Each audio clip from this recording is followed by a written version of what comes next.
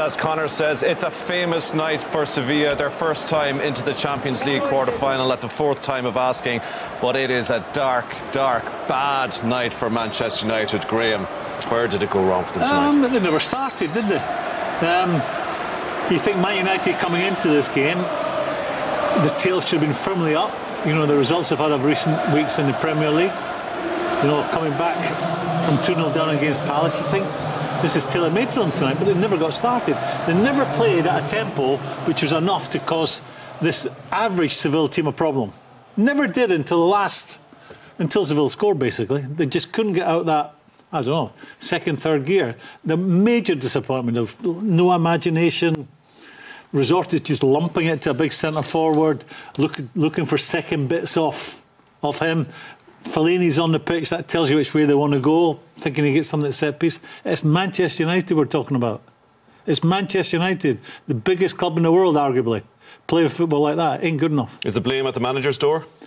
Well, if you were to look at the players that, on paper, you think there's some good players in there, but from Sanchez to Pogba, who's really playing to their full potential? So that has to come down to the manager. The manager's not getting the best out of the group, and that's your job. A manager's first job is to if you walk into a football club, you inherit a group of players, get the most out of that group. When you've been there a few years and you're spending lots of money, same thing applies. It's not happening for United right now.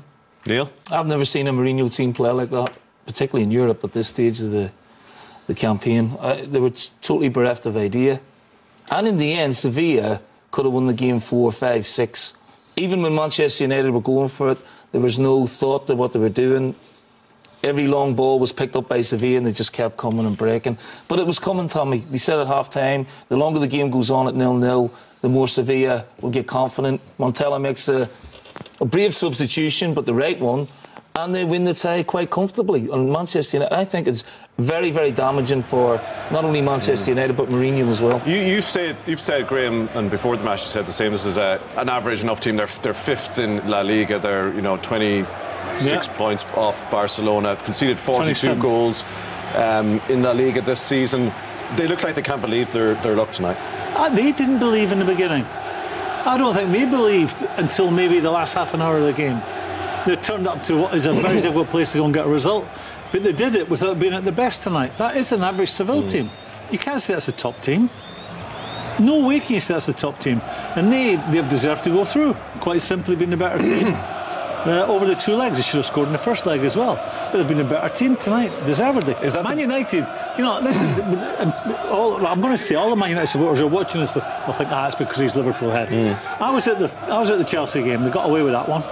Chelsea, more of the ball, played a better football, they got away with that one. Then they went to Crystal Palace and they got themselves out of a hole there big time and showed great character to come back. Again, they get away with it.